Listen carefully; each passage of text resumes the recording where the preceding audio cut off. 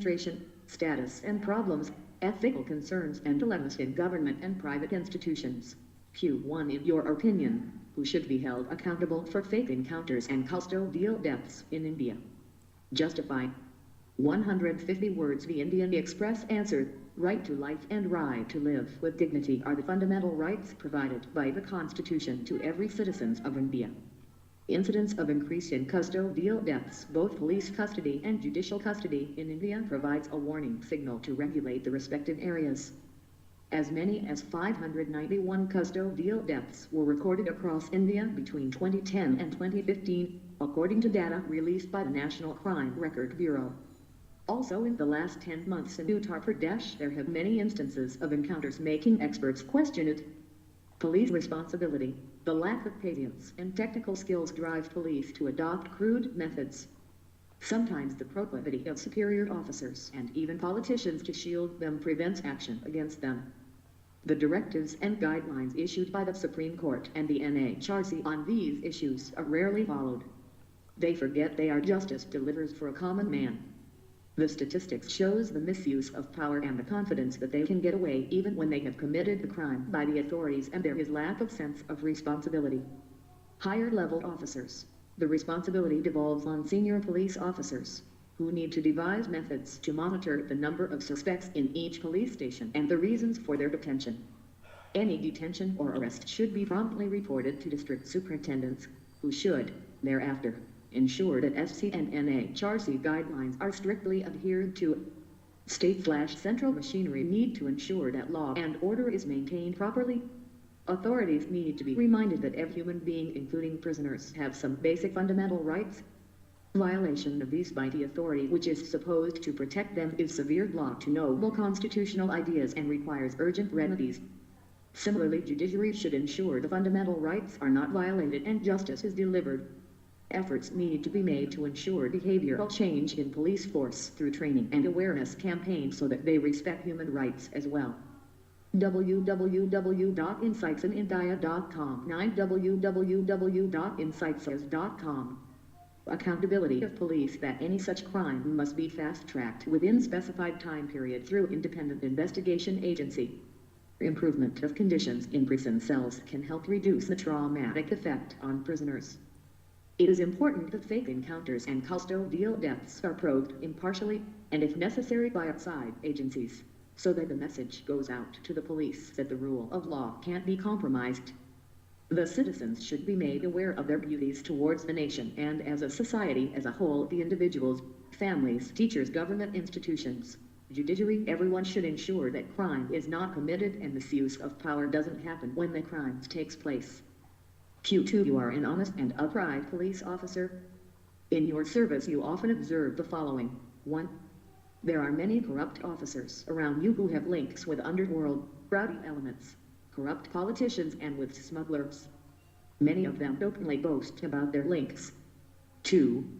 Few good officers who wish to set things in order are immediately transferred and are given various troubles by powerful politicians and senior officers. 3. Some officers believe that ethics has no place in police service as they are targeted both by the criminals and public whenever they try to do the right thing for. Subordinates are ill-treated by their superiors, which in turn drives these subordinates to indulge in petty crimes. 5. Seniors believe that accepting gifts from the public is not wrong as long as they don't receive them from criminals. Comment on the above statements.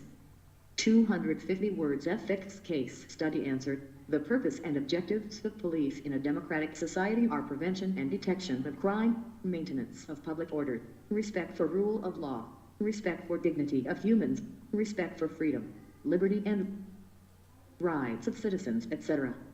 But it is a paradox that the citizens of the world's largest democracy do not trust one of the most important administrative organs of its government, which is the police. It is because corruption has infiltrated in the Indian society as a whole, which is visible by the India's rank in the corruption index. 1. The duty of the police is to enforce law and uphold law and order. When some officers are corrupt, this duty is compromised. Also, the political neutrality which is essential for the efficiency is put behind. Boasting about the links with criminal activities shows that these officers do not respect the job, and it is because of these officers people lose trust in police. As a responsible citizen, first, it is my duty to report if someone is going against law, and being a police officer, it is my duty to uphold the law. So first, I would like to collect evidence to prove this officer's link with the criminals.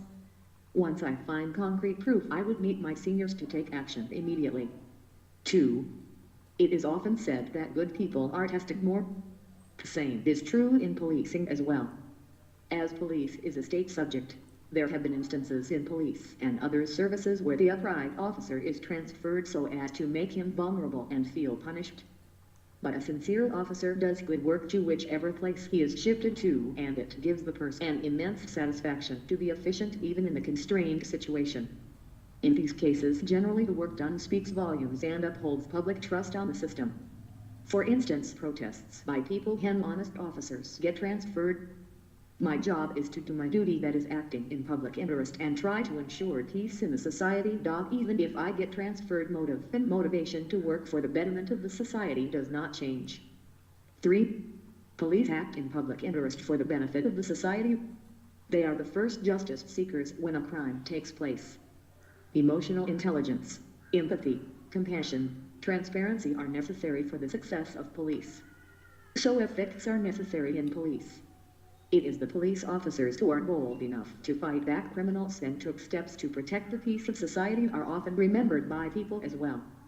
Sometimes risk is taken to make the right thing to happen. For instance, traffic might be diverted by police through other road when some accident is taking place in one road. So disturbance might have been caused to people, but what police did was for the greater good. www.insightsindia.com 10 www.insightsays.com 4. Indian Constitution insists that people need to be treated equally irrespective of status, so being a subordinate also means they deserve respect and are in no way inferior to the senior officer. However, there have been instances in police where subordinates are used for personal errands by senior officers. This affects the self-esteem of the subordinates, as he/she is not performing the duty they were appointed for. Being a police officer, committing the crime is unacceptable, as no one is above law.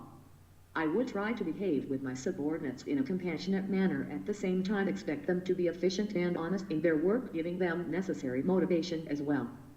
However, if they commit the crime, I would not spare them and see that law take its due course. 5. Accepting gifts from public is against code of conduct and is considered a bribe, even though it is not what officer intended it to be. When gifts are received, that officer is liable to the giver. So this is against treating all people